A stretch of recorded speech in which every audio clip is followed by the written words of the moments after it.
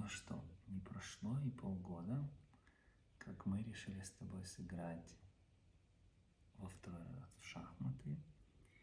И это у нас сегодня будет урок номер 2. В прошлом уроке я тебе показал, как ходят фигуры, как они называются, как они бьют. И сыграл одну пробную партию с тобой. Мне кажется, тебе понравилось. Ты кайфанул или кайфанула, расслабился. И сегодня мы с тобой сыграем еще одну партию. Но прежде чем мы с тобой сыграем еще одну партию, я хочу тебе рассказать, что такое дебют. Дебют – это начальная часть игры в шахматах, в шахматной партии. Вся шахматная партия делится на дебют, Mittelspiel и Endspiel. Дебют является, конечно же, очень важной частью, потому что от того, как игра начнется, зависит то, как она продолжится и, конечно же, как она закончится. Поэтому с дебюта мы начинаем любую игру.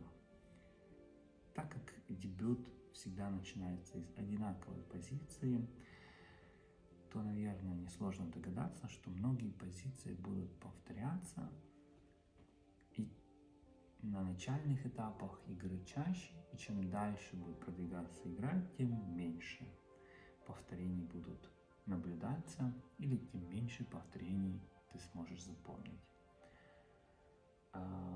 Поэтому начинающие шахматисты, которые осознали важность этого этапа, начинают задумываться о том, что эти дебюты можно выучить.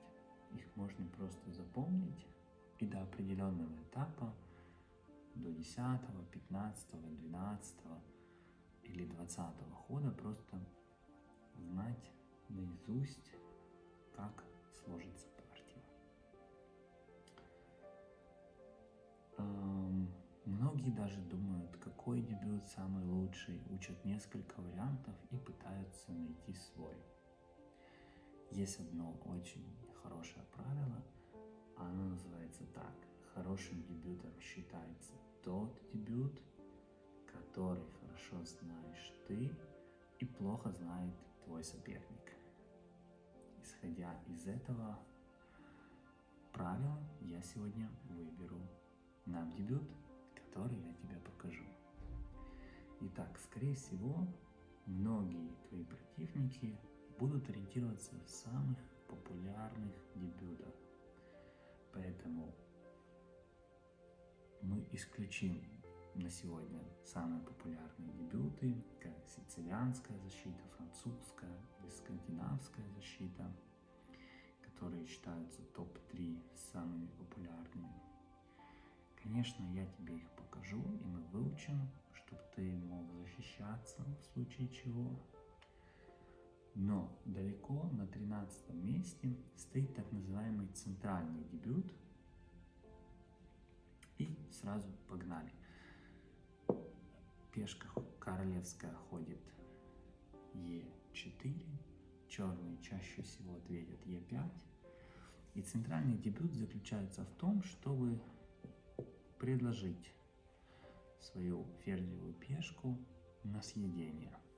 Чаще всего черные съедят эту пешку, потому что, чтобы ее съесть, нужно вывести ферзя. Вывод ферзя на этом этапе партии считается ошибкой. Поэтому, если белые бьют, то черные автоматически думают, что, боже, да он же не знает элементарных правил дебюта. В дебюте нельзя выводить ферзя в центр поля. Ну, не то чтобы нельзя, но нежелательно, потому что черные начнут его гонять легкими фигурами. Он не захочет меняться ни на одну легкую фигуру, и будут повторяющиеся ходы одной и той же фигурой. Поэтому черные сейчас расслабятся И что они сделают? Они нападут. Они нападут на ферзя. Белым в этом случае лучше уйти вот сюда, на край доски, на А4. На этой доске не видно букв и цифр. Я сейчас буду называть некоторые буквы и цифры иногда. Ну, в общем, каждая клетка имеет свое буквенно-цифровое значение. Например, тут расположена буква А, Б, С, Д, Е, Ф, Ж и H. А тут это такие горизонтальные линии. А тут идут цифры 1, 2, 3, 4, 5, 6, 7, 8. Соответственно, если это А тут 1, 2, 3, 4, то это А4. Запомнил? Отлично. Ферзь ходит на А4. И черные, скорее всего, выведут своего второго коня, на что белым рекомендуется тоже выводить своего коня, подкрепляя эту клеточку. Дальше черные нападут таким образом. Обрати внимание, тут защищено. Если сбить, он собьет. Даже если я собью, черные сбивают. Поэтому белым выгодно здесь привязать коня. Белые привязывают коня, и, скорее всего, черные будут бить. Потому что тут им нормально. Тут у них открывается такое вот поле для удара на ферзя. Дальше белые забирают. Черные привязывают коня своим ферзем. То есть больше белые не могут ходить конем, потому что если они пойдут конем, будет шах. Соответственно, коня отсюда убрать нельзя. Теперь черные могут спокойно съесть этого коня, и им ничего не будет. Если же ферзь его съест, этот ферзь съест его. Поэтому этот конь, можно сказать, просто попал. Так думают черные.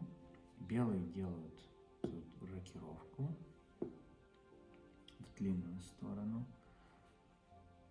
Черные могут решиться съесть этого ферзя, этого коня ферзем. И белые тут жертвуют свою ладью. Белые жертвуют ладью, и черные, конечно же, ее забирают. Черные ее забирают, и белые съедают этого ферзя. Потому что что? Потому что конь у нас привязан. То есть в момент, когда был пожертвована ладья, они потеряли, черные потеряли своего ферзя. Ну, дальше, я думаю, тут будет легко выиграть, потому что преимущество буквально налицо, позиция более сильная и большее количество фигур. Но, конечно же, все было бы так просто, если бы не было так просто. Если ты решишь играть этот дебют, то нужно быть готовым к тому, что в любой ситуации противник может пойти иначе, не так, как ты задумал. Противник может пойти как угодно, и тогда можно будет потерять просто все. Поэтому мы сейчас рассмотрим другие варианты, как могли бы пойти черные в том или ином случае.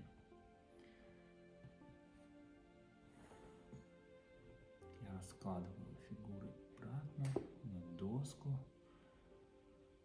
И сейчас мы с тобой посмотрим. Кстати, ферзь любит свой цвет, поэтому он идет на черненькую клеточку.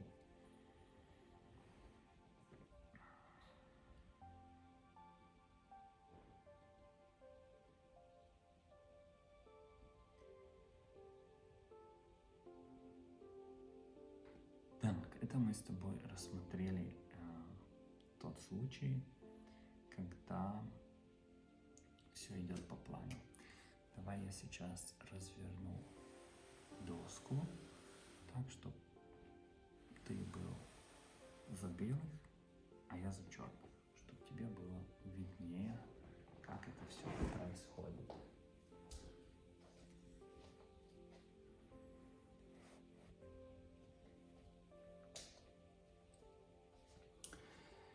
Так,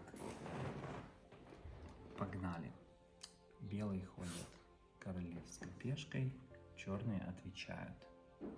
Дальше белые ходят ферзевой пешкой, черные съедают и белые забирают. Намеренно, это не ошибка. Дальше черные 99% все-таки пойдут сюда. И по книге, по теории дебюта, белым рекомендуется уйти вот сюда. Дальше по книге мы ожидаем, что черные выскочат сюда своим конем. Но давай мы посмотрим, что будет, если нет. Есть ли еще какие-то варианты, как могут черные сыграть в этом случае?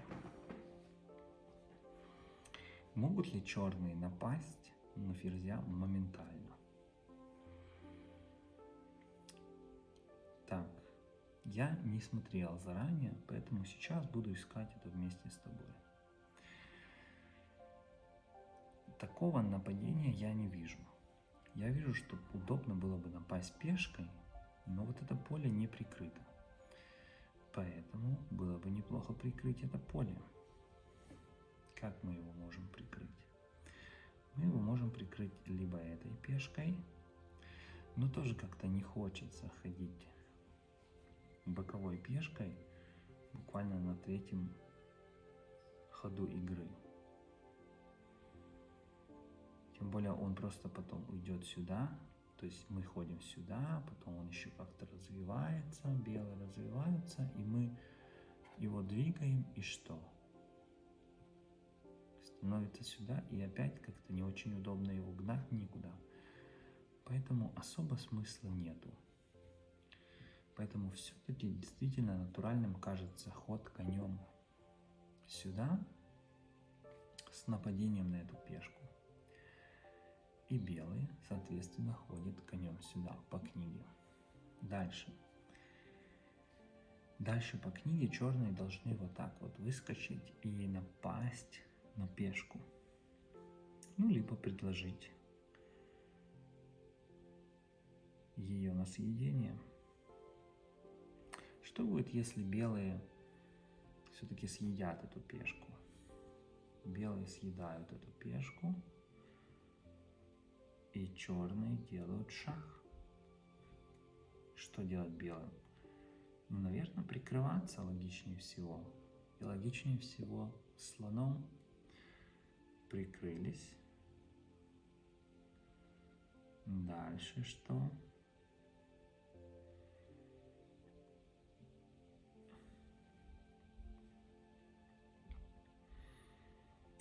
Дальше черные могут напасть. Но как?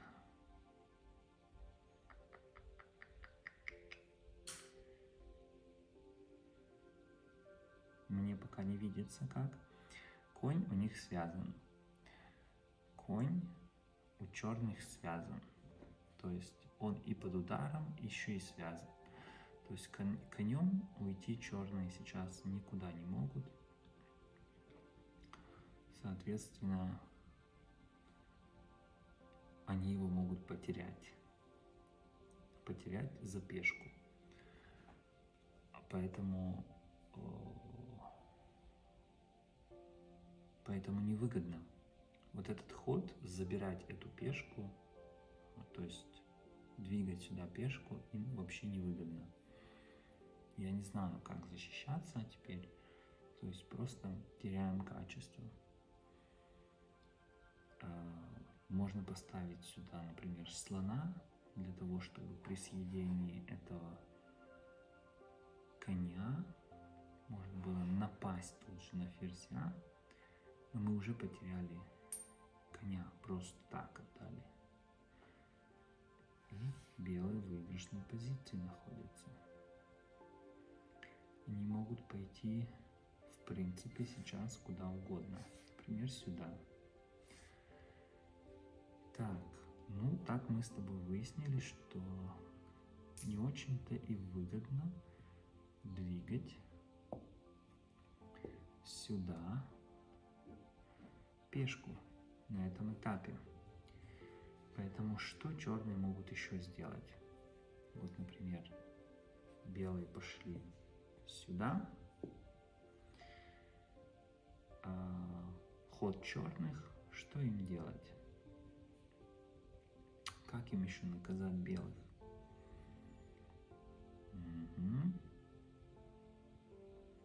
Возможно, им нужно пойти... Так, а что если слоном? Вот сюда.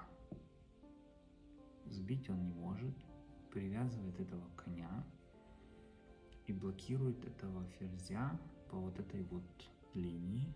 То есть он уже ничего не может сделать. Но в таком случае у белых защита вот так вот. Отгоняют его пешкой, и ему приходится отходить. Не терять же фигуру. Вот так вот. Достаточно выгодно. Сюда. Но как-то так вот. Далее белые все равно привязывают коня.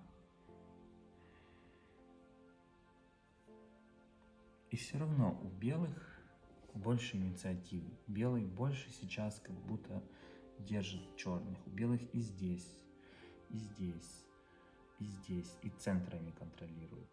И вот эти диагонали к королю и к ферзю. Еще и конь вышел. Все равно у меня по ощущениям белые сейчас в более выгодной позиции. Давай мы с тобой еще пару вариантов рассмотрим, как могла бы развиваться партия и насколько хорош или плох этот дебют. Кстати, может быть, я что-то упустил? Скорее всего, не может быть. Скорее всего, я тут многое упустил. Я думаю, ты мне подскажешь, как еще могло развиваться все это действие. Погнали еще раз. Белые ходят, черные ходят. Белые ходят пешкой, черные сбивают и белые выводят ферзя. Дальше черные нападают конем. Мы выяснили, что, скорее всего, тут будет именно так. Белые отходят сюда. И почему-то мне кажется, что вот черные все-таки выйдут сюда конем. Далее, чтобы доказать эту теорию, я сыграю несколько партий на личес за черных, точнее за белых, где я попытаюсь разыграть этот центральный дебют и доказать, что вот до этого момента будет происходить все именно так. Ну и посмотреть в целом, насколько же он все-таки действенный, этот дебют. Далее белые выскакивают сюда. И черным, я уже не помню, белые выскакивают сюда или конем, что было? Да, белые выскакивают сюда, и черные почему-то ходят сюда.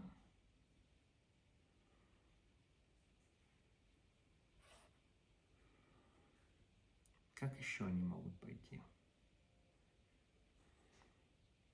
Черные могут, например, просто согнать этого слона.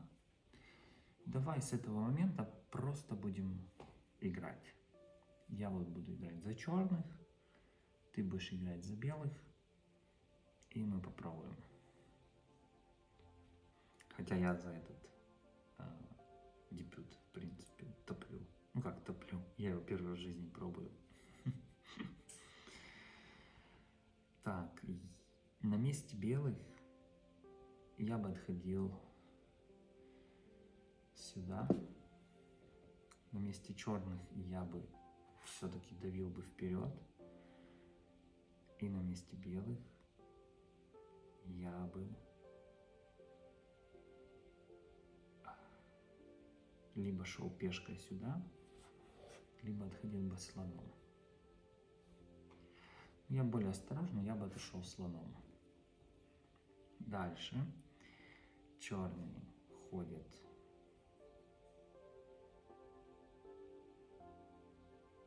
я бы черными вот так вот бы попытался испортить ему настроение, задвигая куда-то сюда своего коня поближе к его королю. На месте белых я бы выдвигал вперед коня и готовил бы рокировку. На месте черных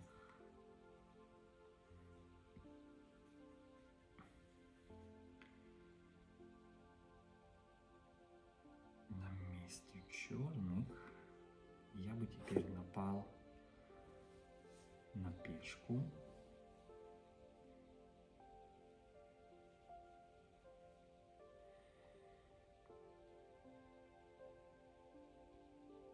На месте белых... Ой, нет, я бы и напал, она не прикрыта тут. Нет, глупо.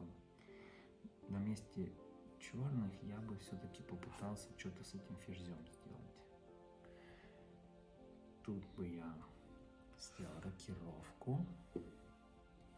Тут бы я продолжил его прогонять. Тут ему некуда стать, кроме как сюда. Одна клетка, обрати внимание, осталась. И тогда было бы очень хорошо напасть на него слоном. Тогда я чуть-чуть пойду вперед. Черным в идеале было бы, точнее ход белых в идеале было бы сюда, запрыгнуть, занять центр. Белым выгодно вот так вот связать коня.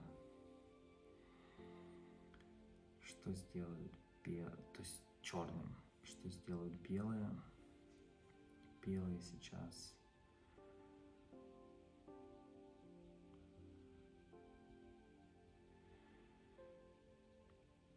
сложно играть против самого себя, потому что на каждый ход знаешь противоход.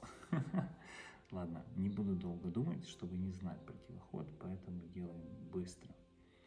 Следующим ходом ход белых сейчас. И что им выгодно? Им выгодно убрать ферзя из-под удара. Вот сюда, нападая одновременно на коня. Конь прикрыт, поэтому черным было бы неплохо сделать рокировку. Черные двигают вперед ферзя для освобождения линии.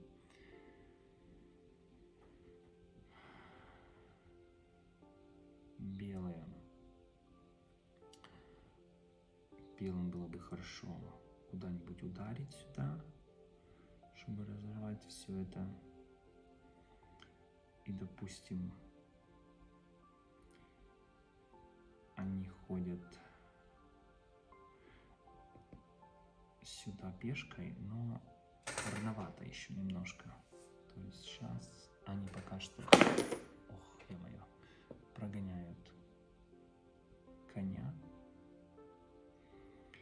Конь нападает на ферзя. Ферзь нападает сюда. Непонятно на кого.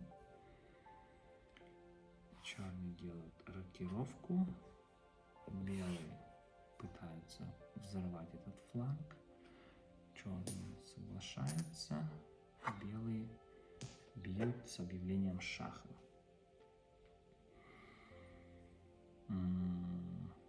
Черные хорошенечко задвинули сюда свою пешку.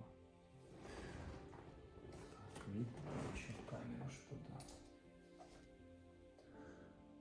Отлично видно.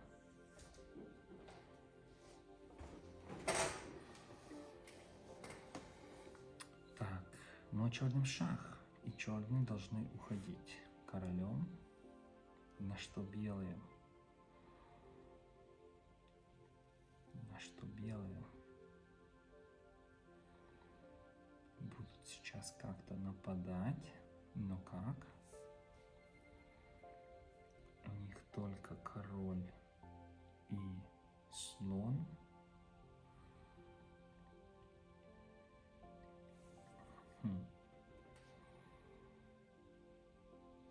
Возможно, они как бы напали белые сейчас.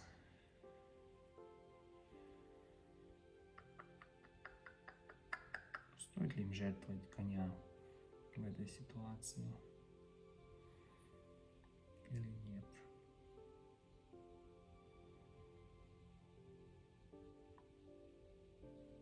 Я думаю, нет. Я думаю, белым стоит переводить сюда своего ферзя и пытаться, чтобы его в будущем вот сюда провести как-то. Черные это знают. Мы же за черных.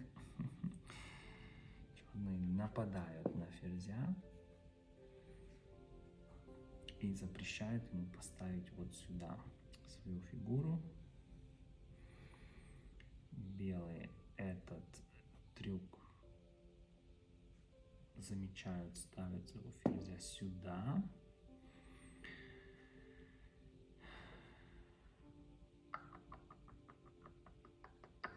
Нападая на коня. Вообще-то они могли его просто съесть. Далее белые, черные в этот раз уже нападают на слона. Непонятно зачем, он прикрыт, но тем не менее. Нет, они не нападают, они спасают своего коня. Они спасают своего коня. Но сильно его не спасти, потому что, ну вот сюда можно его поставить, да. Тут он будет прикрыт. Белые быстро решают. Сбивают эту фигуру. Пешку. Черные нападают на ферзя, понимая, что тут начинает сгущаться сильно много фигур. Таким образом, сейчас белым нужно бить этого ферзя или уходить, потому что черные ударят. Белые не хотят размена, у них это атакующая фигура, поэтому они делают шах. Шах нужно прикрываться или уходить.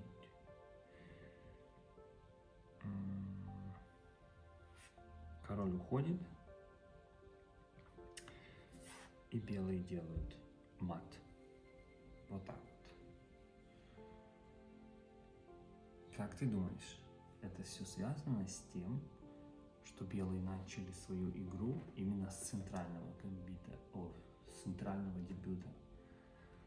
Или это просто совпадение? Или я специально сейчас подыграл за белых, потому что я играл и за тех, и за тех.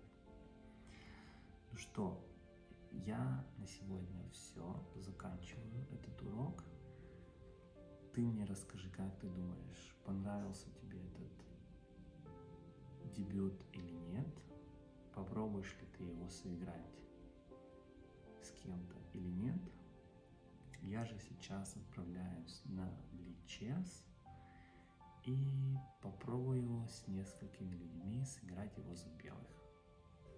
Чтобы было интересно, я даже запишу видео. И следующее видео после этого будет именно шахматная партия с центральным дебютом за белых. Это по шахматной части. Еще у меня есть идея насчет другого видео с картами. Там но где-то между этим что-то будет с картами. Какая-то ролевая игра. Ну все, а на сегодня все. Хорошего вечера, до новых встреч.